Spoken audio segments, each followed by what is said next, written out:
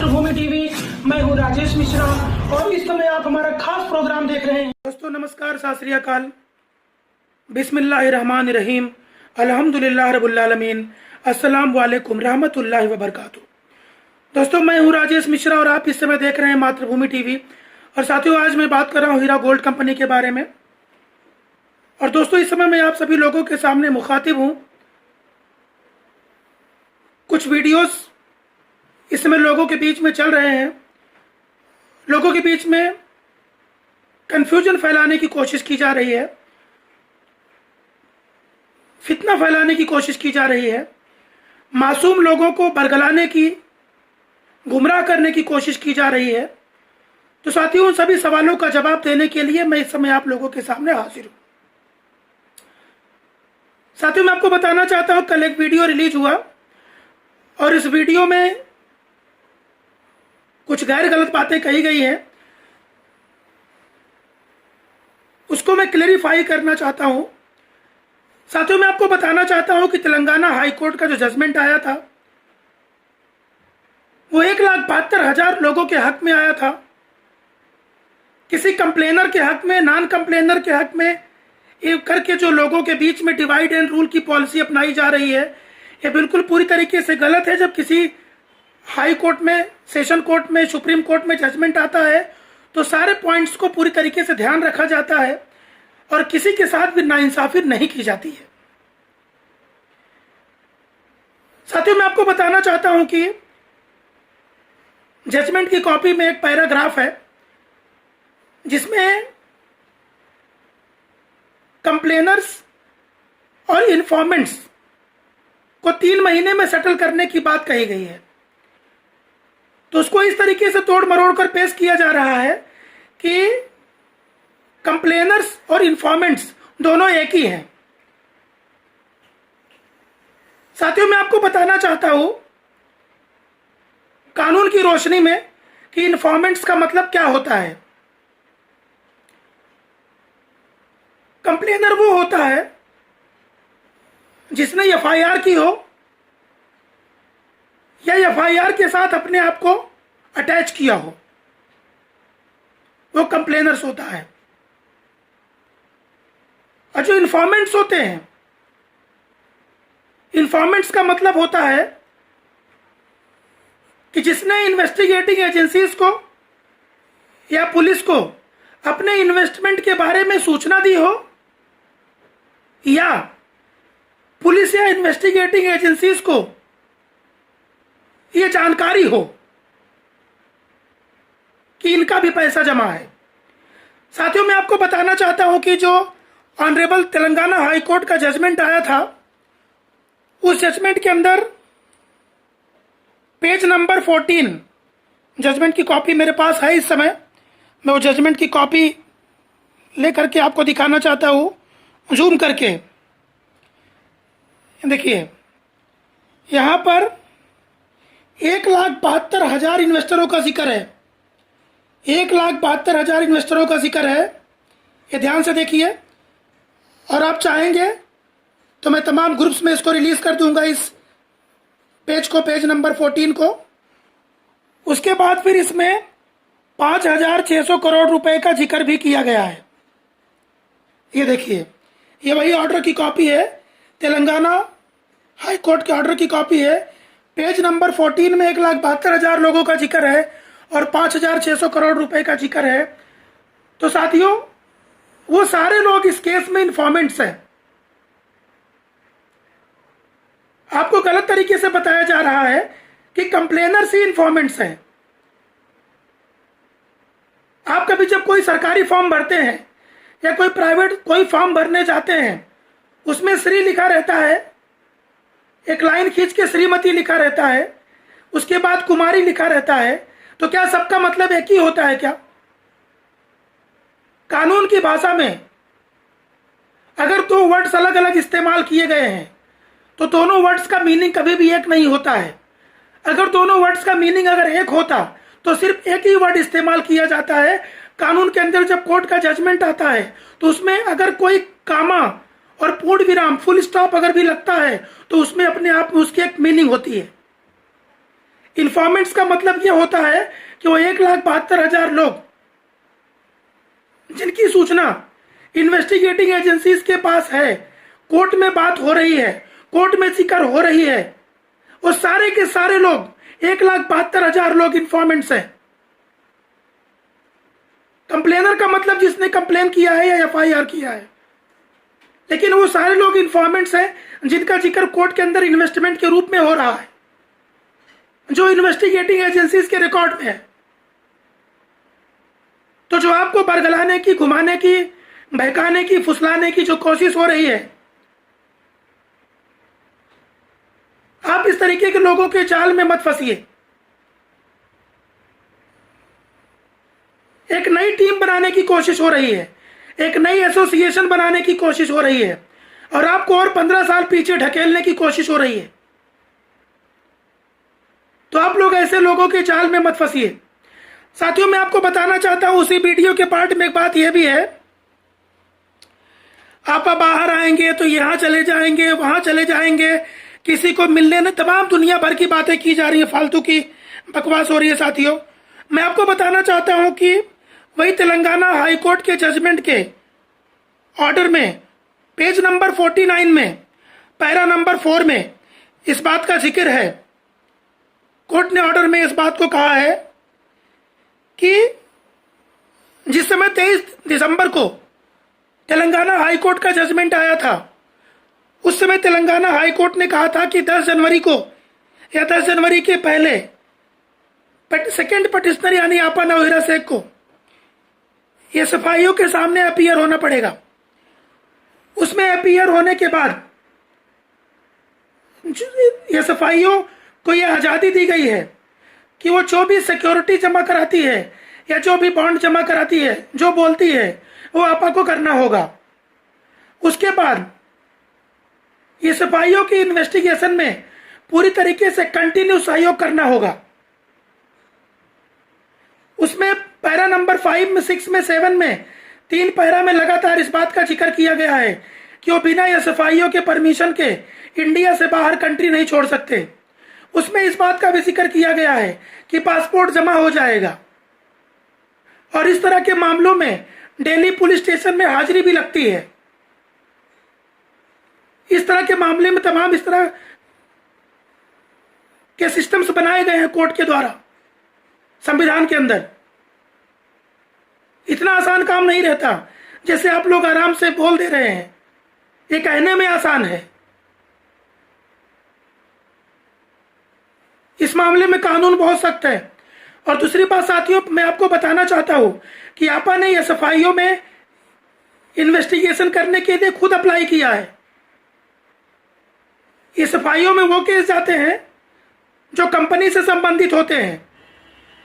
दुश्मनाने हीरा के जो लोग थे, उन्होंने आपा को क्रिमिनल साबित करने के लिए और पूरे केस को क्रिमिनलाइज करने के लिए सीबीआई की बात करते रहे, तमाम अदर इन्वेस्टिगेटिंग एजेंसीज की बात करते रहे। लेकिन ऑनरेबल तेलंगाना हाई कोर्ट ने तमाम बयानों और गवाहों को मद्देनजर रखते हुए वो इस नतीजे पर पहुंची कि कंपनी को, हीरा ग्रुप ऑफ कंपनीज को कंपनीज एक्ट 2013 के तहत फैसला सुनाया और ऑर्डर की कॉपी के पेज नंबर 49 में, जिसको चाहिए मेरे नंबर पे 9619253877 पे मुझे हाई करिए, मैं आपको ऑर्डर का पेज भेज देता हूं। आप उस पेज को खुद पढ़ लीजिए, उसमें किस बात का जिक्र है। उसमें साफ साफ ऐसे बॉन्डिंग्स बनाई गई हैं। आपा ने एसएफआईओ में जांच की बात क्यों कही? उनको अपने ऊपर पूरा भरोसा है। कोई ऐसा बोलता है क्या कि मेरा इन्वेस्टिगेटिंग एजेंसी से इन्वेस्टिगेशन करा लो? लोग इस केस को क्रिमिनलाइज करना चाहते थे, लेकिन ऑनरेबल तेलंगाना हाई कोर्ट में ऐसा नहीं हो पाया। केस क्रिमिनलाइज नहीं हुआ। कंपनीज एक्ट के तहत उसमें फैसला आया, और एसएफआईओ की जब जांच होगी तो उसमें आपा डॉक्टर नहीरा शेख की भी जांच होगी, हीरा ग्रुप ऑफ कंपनीज की भी जांच होगी, और उन कंप्लेनर्स की भी जांच होगी। कौन जेन्युइन है, कौन फर्जी है, सब दूध का दूध और पानी का पानी हो जाएगा।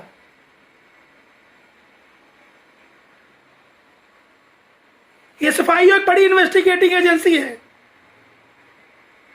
आपा का मकसद है, आपा को पता है कि मुझे कोई गलत साबित नहीं कर पाएगा, और लगातार उन्होंने अपने एफिडेविट के माध्यम से ऑनरेबल तेलंगाना हाई कोर्ट में, ऑनरेबल सेशन कोर्ट्स में, बॉम्बे हाई कोर्ट में और honourable supreme court of India में उन्होंने ये एफिडेविट डाला कि हम 4-4 महीने में लोगों को 25% पैसा देंगे। बाद में 3-3 महीने की बात भी उन्होंने एक्सेप्ट किया। तो दुश्मनाने हीरा के लोग कामयाब नहीं हो पाए वो क्रिमिनल साबित करने में। उनका सीधा सीधा मकसद है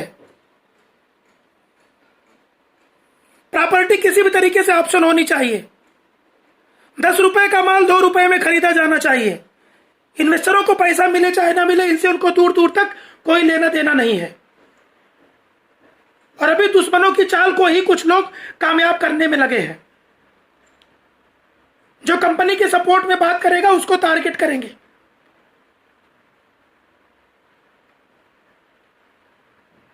और दुश्मनों की जो साजिश है उसको हवा देने में लगे हैं। साथियों, मैं आपको बताना चाहता हूं, अभी हैदराबाद के अंदर बहुत जोर की बाढ़ आ गई थी मूसा नदी में, और पूरा ओल्ड हैदराबाद डूब गया था। बहुत मासूमों को अपनी जान गंवानी पड़ी थी, तमाम लोग बेघर हो गए थे। वहां पर कुछ दूसरी पॉलिटिकल पार्टी के लोग, कुछ समाज सेवक लोग गरीबों की मदद करना चाहते थे, लेकिन वहां के जो लैंड ग्रैबर पार्टी के जो लोग हैं उन लोगों ने उनके ऊपर मार पिटाई की, झगड़ा लड़ाई की, और उन्हें पब्लिक की मदद नहीं करने दी। इनके पास कॉपीराइट है कि खाली यही समाज सेवक बनेंगे और दूसरा कोई नहीं कर सकता। समाज सेवा के अंदर किसी के पास कोई कॉपीराइट नहीं हो सकता। इसी तरीके से आपा का जो बढ़ता हुआ कद था तेलंगाना के अंदर, कर्नाटका के अंदर और ऑल ओवर इंडिया में, उनको नेस्तनाबूद करने के लिए, उनके बढ़ते हुए कद को छोटा करने के लिए, ताकि मेरे सामने ना खड़ी हो सके, तमाम साजिशें उनके साथ रची गई। लेकिन जैसा कि आप लोग जानते हैं, वह तो ईशु मंतशा, वह तो जिलू मंतशा, इज्जत और जिल्लत का देने वाला ऊपर वाला है। लोग 99% सपोर्टर्स को आपा से अलग नहीं कर सके, और आपा ने 99% सपोर्टर्स को कंपनी की रीढ़ की हड्डी बताया है, अपनी रीढ़ की हड्डी बताया है, अपनी ताकत बताया है,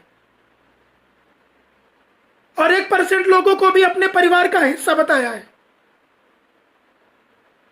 उन्होंने कहा था कुछ लोग भूल गए हैं, भटक गए हैं अपने रास्ते से, कुछ लोगों के गुमराह करने से उनकी गुमराही में आ गए हैं, लेकिन वो भी मेरे परिवार का एक हिस्सा है। साथियों, आज जो देर लग रही है, जो लोग ऐसा बोल रहे हैं कि देर लग रहा है, इतना साल उतना साल हो गया, ये सवाल आप उनके ऊपर उठाइए जिन लोगों ने आपा के खिलाफ साजिश की है। आज 25 लाख लोगों को रास्ते पर ला दिया है, उसके जिम्मेदार वो लोग हैं। साथियों, कई बार लोग ये बात करते हैं कि हमने तो पैसा इनको दिया था, हम लैंड ग्रैबरों को क्या जाने, उन लोगों का नाम आप लोग क्यों लेते हैं, ये तमाम सवाल आप लोग पूछते हैं। साथियों, मैं आज आपको एक एग्जाम्पल के माध्यम से इसका जवाब देना चाहता हूं। मान लो कि देखिए, कोई भी कहीं भी पैसा इन्वेस्टमेंट करता है या कुछ भी बिजनेस करता है तो अपने फायदे के लिए करता है, सही बात है।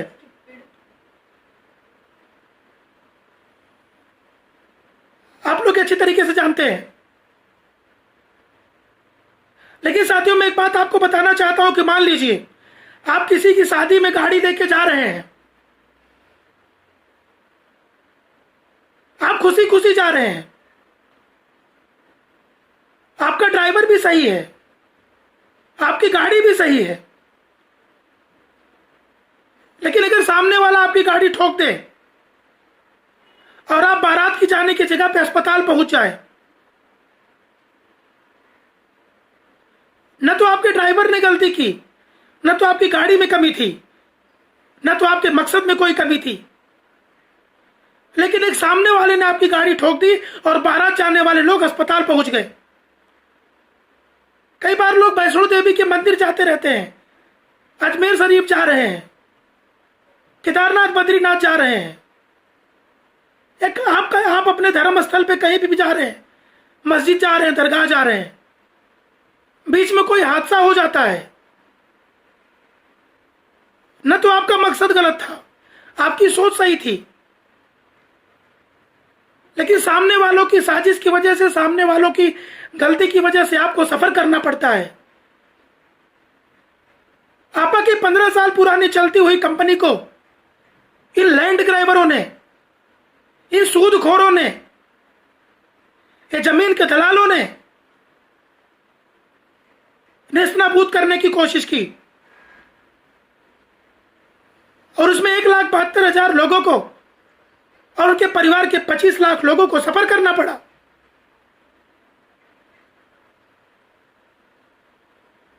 और आज कुछ लोग आकर के बीच में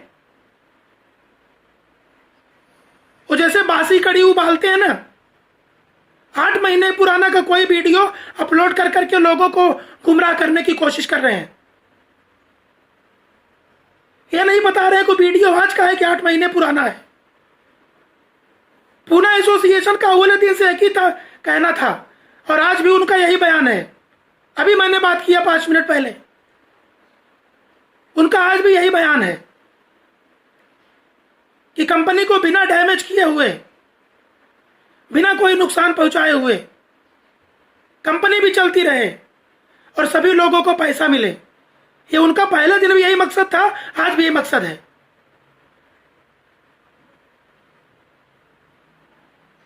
तो आप लोग किसी की गुमराही में मत आइए, किसी का कोई फॉर्म मत भरिए, अपना आईबीजी नंबर, अपना सर्टिफिकेट मत दीजिए।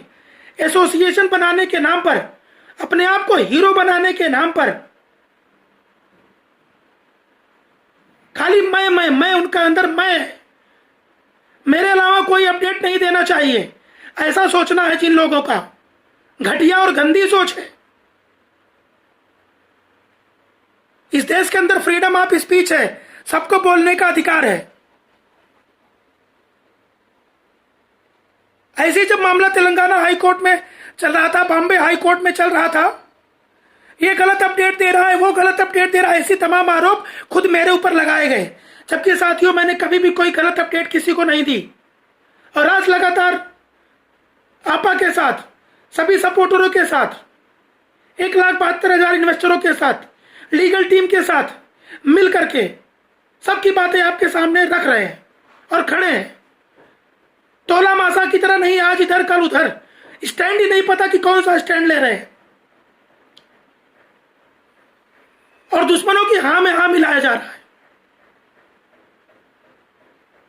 दुश्मनों का यही मकसद है, लोगों के बीच में झगड़ा पैदा करो, उनको इकट्ठा मत होने दो, कंपनी को नेस्तनाबूद करो, 10 रुपए का माल 2 रुपए में खरीदो। लैंड ग्रैबर लोग इससे ज्यादा क्या कर सकते हैं? सिर्फ यही काम कर सकते हैं।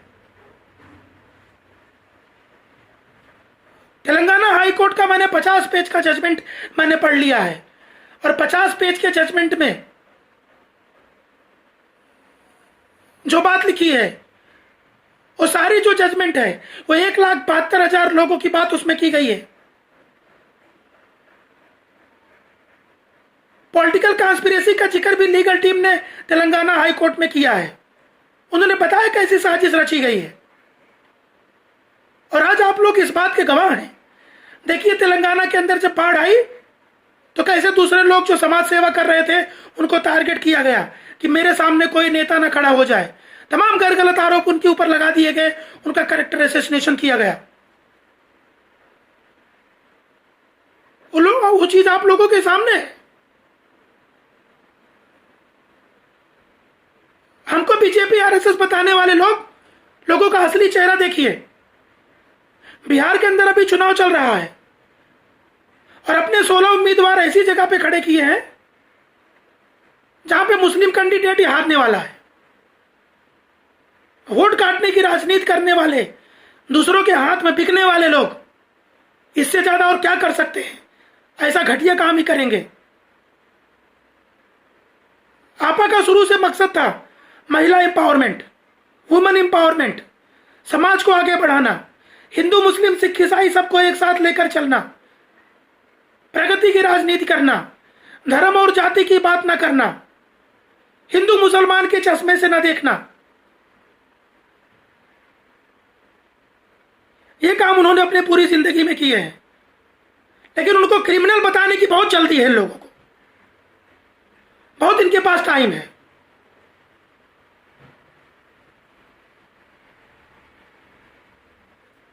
जिसके ऊपर मक्खी और मच्छर मारने तक का कोई आरोप ना लगा हो उसको क्रिमिनल बता रहे हैं, और जो क्रिमिनल लोग हैं वो सिटी ब्लोअर बन के घूम रहे हैं, जिनके खिलाफ 50 आरोप है। तो आप लोग ऐसे लोगों के चक्कर में गुमराह मत होइए। 1,72,000 लोग इन्फॉर्मेंट्स हैं।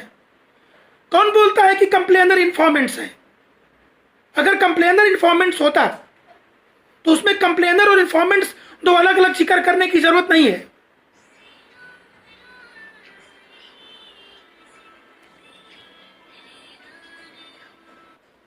तो लोगों को सिर्फ गुमराह किया जा रहा है। तुम वीडियो का पार्ट 1 बनाओ, पार्ट 2 बनाओ, पार्ट 3 बनाओ, कुछ भी बनाओ, मैं हर सवाल का जवाब दूंगा और मैं फितना नहीं फैलने दूंगा। अभी जब मामला ऑनरेबल सुप्रीम कोर्ट में पहुंच चुका है और जजमेंट की कगार पे पहुंच चुका है, तो कुछ लोग इसमें टांग अड़ाकर इसको और 10 साल पीछे खींचना चाहते हैं। साथियों, मैं आपको बताना चाहता हूं, तेलंगाना हाईकोर्ट के जजमेंट में पेज नंबर 49 के पैरा नंबर 5-6 में इस बात का जिक्र किया गया है कि भाई 3 महीने में आप लोगों को सेटल करिए, और इसमें एक वर्ड का यूज किया गया है जब पॉसिबल, यानी जैसा आपके साथ संभव हो ऐसा सेटल करिए। साथियों, मैं आपको बताना चाहता हूं कि नॉन कंप्लेनर्स का ठेका लेकर जो बैठने कोशिश कोई कर रहा है, नॉन कंप्लेनर्स की कई कैटेगरी हो सकती है। अगर एसएफआईओ में जांच के बाद कंपनी पूरी तरीके से बेदाग निकल जाती है, जिसको आपा ने खुद अप्लाई किया है कि मेरा इन्वेस्टिगेशन एसएफआईओ से किया जाए, उनको खुद के ऊपर भरोसा है, अपनी ऑनेस्टी के ऊपर भरोसा है, थोड़े दो जांच, सब कुछ सही निकल जाता है, तो कंप्लेन जो नॉन कंप्लेन जो सपोर्टर्स है उनके ऊपर डिपेंड करेगा। मुझको दिन भर में 50 फोन आते हैं।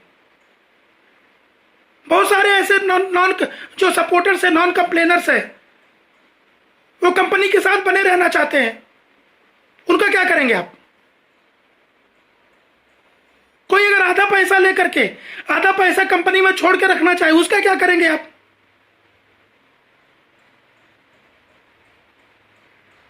बहुत लोग फिर से इन्वेस्टमेंट करना चाहते हैं। अगर कंपनी का सब सही रहेगा तो बहुत लोग आज भी पैसा इन्वेस्ट करेंगे, उसका क्या करेंगे आप? इसमें कोई दो राय नहीं है। कुछ लोग परेशान हैं, इसमें कोई दो राय नहीं है, लेकिन बहुत लोग कंपनी के साथ बने रहना चाहते हैं। तो क्या सबके ठेकेदार बनेंगे? बहुत सारे ऐसे लोग हैं कि कंपनी के जेन्युइन साबित, जैसा कि ऑनरेबल तेलंगाना हाईकोर्ट ने कंपनी एक्ट के तहत फैसला सुना दिया है, एसएफआईओ के जांच के बाद दूध का दूध पानी का पानी हो जाएगा। बहुत लोग आज भी अपने मुद्दल को कंपनी में डाल के रखना चाहते हैं, सिर्फ प्रॉफिट लेना चाहते हैं। ऐसा बोलो तो मैं कल 50 वीडियो रिलीज करता हूं। हमारे पास सैकड़ों ऐसे लोग हैं जो बोलते हैं मिश्रा जी हम कंपनी के साथ बने रहेंगे।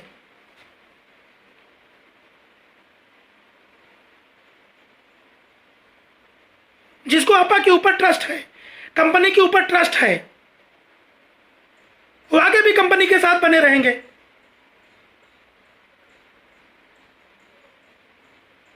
तो सबको एक साथ मिला करके गेहूं और खून को पीसने की कोशिश करना सही नहीं है। और साथियों, मैं आपको बताना चाहता हूं कि तेलंगाना हाई कोर्ट के जजमेंट की मैंने पूरी कॉपी पढ़ी है। जजमेंट 49-50 पेज में आप जाके देख लीजिए, पेज नंबर 14 में जाके देख लीजिए। साफ साफ वहां पर 1,72,000 लोगों का जिक्र है, 5,600 करोड़ रुपए का जिक्र है, लोगों के पैसे सेटल करने का जिक्र है। आपा के ऊपर भी तमाम बंदिशें लगाई गई हैं ताकि लोगों को पैसा दिया जा सके। कानून की रोशनी में जो जजमेंट आया है ऑनरेबल तेलंगाना हाई कोर्ट का, बहुत ही बढ़िया जजमेंट है वो। और वो जजमेंट किसी कंप्लेनर नॉन कंप्लेनर का नहीं है, 1,72,000 लोगों के लिए वो जजमेंट है। आप लोग खुद सोचिए, जरा समझने वाली बात है। अगर तेलंगाना हाई कोर्ट का जजमेंट अगर कंप्लेनरों के हक में आता तो क्या तेलंगाना गवर्नमेंट उसी जजमेंट को जाकर के सुप्रीम कोर्ट में चैलेंज कर देती? नहीं चैलेंज करती। क्या तेलंगाना गवर्नमेंट ऐसा चाहेगी कंप्लेनरों को पैसा ना मिले? वो उस जजमेंट को जाके सुप्रीम कोर्ट में अपोज करेगी? क्या दिमाग है यार?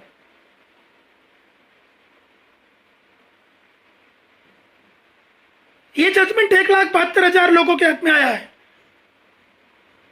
बस इसमें दो बातें हैं। एक बात यह है, कंप्लेनरों का पैसा जमा करना है, और नॉन कंप्लेनर क्या चाहते हैं उनके हिसाब से काम करना है। किसको कंपनी के साथ बने रहना है, किसको नहीं बने रहना है, किसको आधा लेना है, किसको पूरा लेना है, किसको प्रॉफिट लेना है, किसको मुद्दल लेना है, वो जो सपोर्टर्स है कंपनी के नॉन कंप्लेनर से, ये उनकी विचारधारा के ऊपर डिपेंड करेगा। उन सबको एक ही डंडे से कोई हाँक नहीं सकता। ये उन लोगों की अपनी पर्सनल मर्जी है। ऐसे भी लोग इस समय मौजूद हैं जो कल हीरा गोल्ड कंपनी अगर चालू होगी तो कल वो कंपनी में पैसा डालने को तैयार है। कहो तो मैं कल पेश करता हूं ऐसे बंदों को। उनका कहना है कि आपाची दिलेरी के साथ हीरा ग्रुप ऑफ कंपनीज के अंदर दुश्मनाने हीरा के साथ लड़ी और उनके सामने उन्होंने घुटने नहीं टेके। उन्होंने अल्लाह तवक्कल किया और देश के कानून पे भरोसा दिखाया। अगर कल भी हीरा गोल्ड कंपनी फिर से स्टार्ट होती है तो फिर से ऐसे लाखों लोग हैं जो वापस कंपनी के साथ बने रहेंगे। अरे किसी पूंजी कहने से पूंजी हो जाता है? कोर्ट में प्रूव करना पड़ता है, कोर्ट में। बाहर वीडियो में भौंकने चिल्लाने से कुछ नहीं होता। यह मामला honourable supreme court of India में है और सुप्रीम कोर्ट का जजमेंट आने के बाद सब पता चल जाएगा। और तेलंगाना हाई कोर्ट का जो जजमेंट आया है और उसने सूरत सीरत बता दिया है। तो आप लोग किसी प्रकार से गुमराह मत होइए, किसी के चाल में मत फंसिए, एसोसिएशन का फार्म किसी के बहकावे में मत आइए। अपना आईबीजी नंबर, अपना सर्टिफिकेट, अपना नाम किसी ऐसे बंदे के साथ मत जोड़िए जो लोग तोला मासा गैंग के हैं, जिनका स्टैंड क्लियर नहीं है, को क्या है और क्या कर रहे हैं।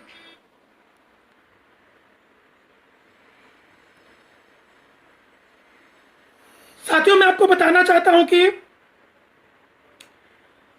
18 नवंबर को डेट है सुप्रीम कोर्ट ऑफ इंडिया में।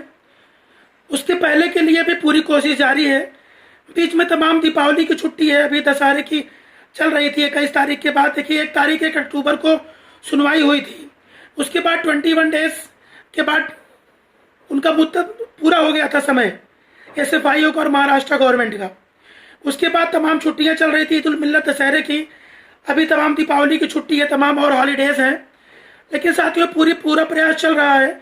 बहुत जल्द मैं आपको सुप्रीम कोर्ट ऑफ इंडिया में लीगल टीम ने क्या किया और कहां से कौन सा रिप्लाई फाइल हुआ, जल्द आपको रिप्लाई दूंगा। साथ ही साथ कोई नियरेस्ट डेट मिलेगी उसकी जानकारी भी देंगे, और नहीं मिले तो 18 नवंबर को सुप्रीम कोर्ट की अपडेट भी आपको देंगे।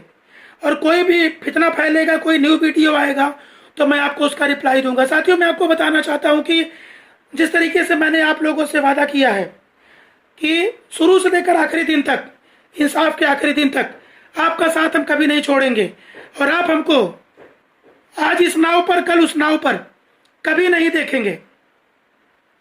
जैसे सूरज कभी पश्चिम से नहीं निकल सकता, वैसे हम आपके साथ खड़े हैं, खड़े थे और खड़े रहेंगे, ये आपसे वादा है। और उन सभी लोगों को मैं बधाई देना चाहूंगा मातृभूमि टीवी के जरिए, जो भी लोग आपा डॉक्टर नवीरा शेख के सपोर्ट में चाहे ऑडियो बना रहे हैं, चाहे वीडियो बना रहे हैं, चाहे फ़ोन पर रिप्लाई दे रहे हैं, चाहे ग्रुपों में समझा रहे हैं, किसी भी तरीके से जो लोग लोगों को इत्मीनान दिला रहे हैं, समझा रहे हैं और दुश्मनों के इरादे को नेस्तनाबूद कर दे रहे हैं, और आपा की और 1,72,000 लोगों की इंसाफ की लड़ाई में चाहे छोटा सा रोल अदा कर रहे हैं, चाहे बड़ा रोल अदा कर रहे हैं, मैं आप सभी लोगों को सल्यूट करता हूं। और आप लोग ऐसे ही बने रहिए। इंशाअल्लाह इंसाफ का दिन बहुत जल्द नजदीक आ चुका है, क्योंकि हिंदुस्तान में सबसे बड़ी अदालत सुप्रीम कोर्ट ऑफ इंडिया है और सुप्रीम कोर्ट ऑफ इंडिया का जजमेंट बहुत जल्द आने वाला है। जल्द इसमें हियरिंग खत्म होगी। 18 नवंबर को लगभग ये पता चलेगा कि आने वाले कितने समय में इसका जजमेंट आ जाएगा, और आप लोगों के पैसा मिलने का रास्ता भी साफ होगा और दुश्मनाने हीरा का मुंह काला होगा। ऐसे सारे लैंड ग्रैबर्स का जो सपना है, जमीन हड़पने का, प्लाट हथियाने का, कब्जा करने का, इनके सारे के सारे सपने चकनाचूर हो जाएंगे। और इनके सपनों को चकनाचूर करने के लिए आप लोगों को हमारे साथ कंधे से कंधा और कदम के साथ कदम मिलाकर चलना है। आपकी सारी परेशानियां हो, आपा को पता है। जो लोग इलाज नहीं करा पा रहे हैं, जो लोग अपने घर का भाड़ा नहीं दे पा रहे हैं, जो लोग बहुत परेशानी का सामना कर रहे हैं, आपा इन सारी चीज़ों को जानती हैं। आपा जमीन से जुड़ी रही हैं, बहुत संघर्ष किया है उन्होंने अपनी लाइफ में, और आज भी संघर्ष कर रही हैं।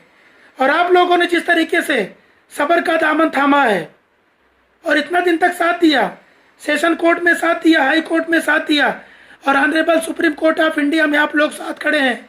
आज आप लोग किसी फितनेबाज की बात को मत मानिएगा। बिहार का चुनाव चालू है, कुछ लोगों की आवाज बंद करा दी गई है, तो कुछ नए प्यादे शतरंज के तमाम दूसरे मोहरे खड़े कर दिए गए हैं उनके मकसद को कामयाब बनाने के लिए। लेकिन हम कभी उनके मकसद को कामयाब नहीं होने देंगे, और इंशाअल्लाह आखिरी दम तक आपके साथ यूं ही बने रहेंगे। और इस समय जो भी लोग मुझे बहरीन से, मस्कत से, दोहा से, कतर से, सऊदी अरेबिया से, दुबई से, ओमान से, अबू धाबी से, पूरी गल्फ कंट्री से, यूएई से, पूरे वर्ल्ड से जहां से भी आप लोग मुझे देख रहे हैं, इन दुश्मनों की चाल को कभी कामयाब मत होने देना आप लोग। इनका मकसद आपा की जमीन को, कंपनी को बर्बाद करना, जमीन को हड़पना और एक अपने सामने पॉलिटिकल अपोनेंट को पनपने न देना, ये इनका मकसद है। आपा ने अगले दिन से पैसा देने की बात कही है। किसी कंपनी को आप बेईमान तब कह सकते हैं जब कंपनी का मालिक ये कहे कि हमने पैसा नहीं लिया है। दूसरा, जब कंपनी का मालिक ये कहे कि हम अपने कस्टमर को नहीं पहचानते। तीसरा, जब कंपनी के पास एसेट्स ना हो। आज चौथा, कंपनी पैसा देने की बात ना करे। यहाँ पर कंपनी चारों बात कर रही है। आपा ने किसी से पैसा न लेने की बात, सब सारे पैसे को एक्सेप्ट किया। हाँ, पैसा लिया, हाँ पैसा देना है, हाँ आप हमारे कस्टमर हैं, हाँ हमारे पास देने के लिए पर्याप्त एसेट्स है। उन्होंने कभी ये नहीं कहा कि हमारा पैसा इसने ले लिया, उसने ले लिया। कभी आपा के मुंह से आपने सुना ये बात कि फला बंदे ने हमारा पैसा ले लिया, हमको पता नहीं मिलेगा कि नहीं मिलेगा? कभी उन्होंने ऐसा बोला आज तक? उनका अहूले दिन से आज तक यही बयान है। लाख उनको तोड़ने की कोशिश की गई, लेकिन वो अब टूटी नहीं। और दुश्मनाने हीरा के सामने उन्होंने आज तक अपने घुटने कभी नहीं टेके। और 2 साल से लगातार जेल में तमाम यातनाएं सह रही हैं। लेकिन उनको ये पता है कि हमारे देश के कानून में इंसाफ मिलता है, मिलता था और हमें भी मिलेगा।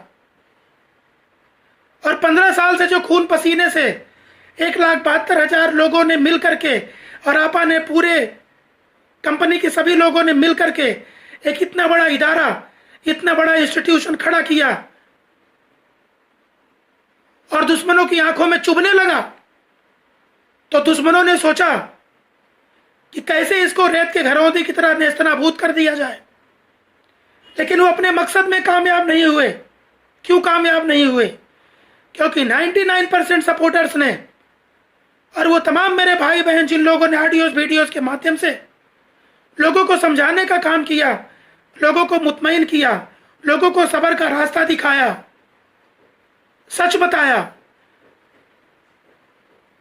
और दुश्मनों के को ईंट का जवाब पत्थर से दिया,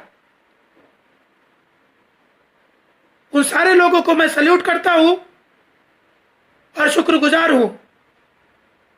और आपा भी समय समय पर उन सभी लोगों का धन्यवाद हमेशा देती रही हैं जिन लोगों ने सपोर्ट किया है। आपकी कोई ऐसी परेशानी नहीं है जो उनको नहीं पता है, मालूम है।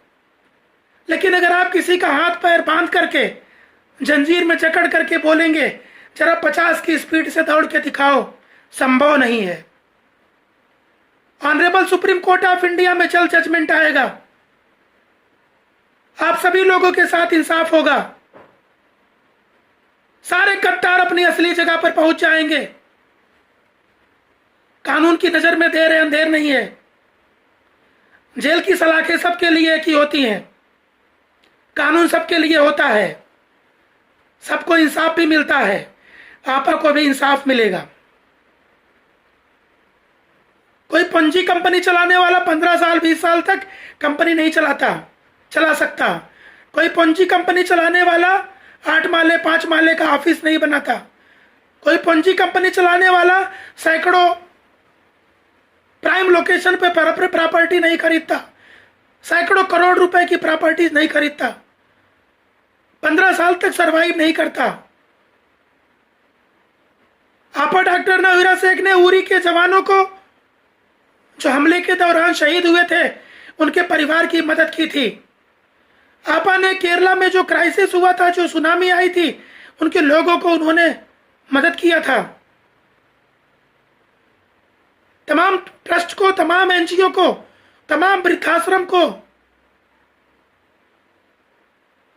तमाम अपंग लोगों को उन्होंने अपनी लाइफ में मदद किया है और उस मदद में आप भी शरीक हैं। आप भी इस इन फलाही कामों में आपका भी हक है। ऊपर वाला देखता है इन चीजों को। आप लोगों ने जो सही काम किया है उसका सही नतीजा भी आप लोगों के सामने जल्द आएगा। आप मुझे बताइए, तेलंगाना हाई कोर्ट के समय ये लोग 2-2 बजे रात तक वीडियो बनाते थे कि नहीं बनाते थे? बनाते थे ना। ये लोग बोलते थे आपा की बेल नहीं होगी, तेलंगाना से बेल हुआ कि नहीं हुआ? इन लोगों ने बोला ये सफाइयों में नहीं जाएगा, गया कि नहीं गया? सब गया। सुप्रीम कोर्ट का भी आप लोग इंतजार करिए। इंशाल्लाह बहुत जल्द आप लोगों के जीवन में अच्छा वक्त आएगा और ये दुश्मन नेस्तनाबूद होंगे। और ये जो बात कही गई है कि तेलंगाना का जजमेंट कंप्लेनर्स के हक में है, मैं आपको साथियों बताना चाहता हूं, तेलंगाना का जजमेंट 1,72,000 लोगों के हक में है, आपा डॉक्टर नवीरा शेख के हक में है और हीरा ग्रुप ऑफ कंपनीज के हक में है। अगर आप लोग मुझे कुछ समझते हैं तो मेरी बात यकीन करिए और इन फरेबियों के, गुमराह करने वालों के, बहकाने वालों के, फुसलाने वालों के जाल में मत फंसिए, चक्कर में मत आइए। साथियों बहुत जल्द मैं आपको फिर से अपडेट दूंगा। कोई फितना आएगा तो उसका रिप्लाई दूंगा, सुप्रीम कोर्ट की अपडेट आपको दूंगा और साथ ही साथ 18 नवंबर को जो अपडेट रहेगी honourable supreme court of India की, वो भी मैं आपको मातृभूमि टीवी के जरिए दूंगा। साथियों, मैं आप सभी लोगों से इस लेता हूं विदा। तब तक आप लोग मेरे चैनल को लाइक कीजिए, सब्सक्राइब कीजिए, लोगों के साथ शेयर कीजिए और देखते रहिए मातृभूमि टीवी। अल्लाह हाफिज, जय हिंद।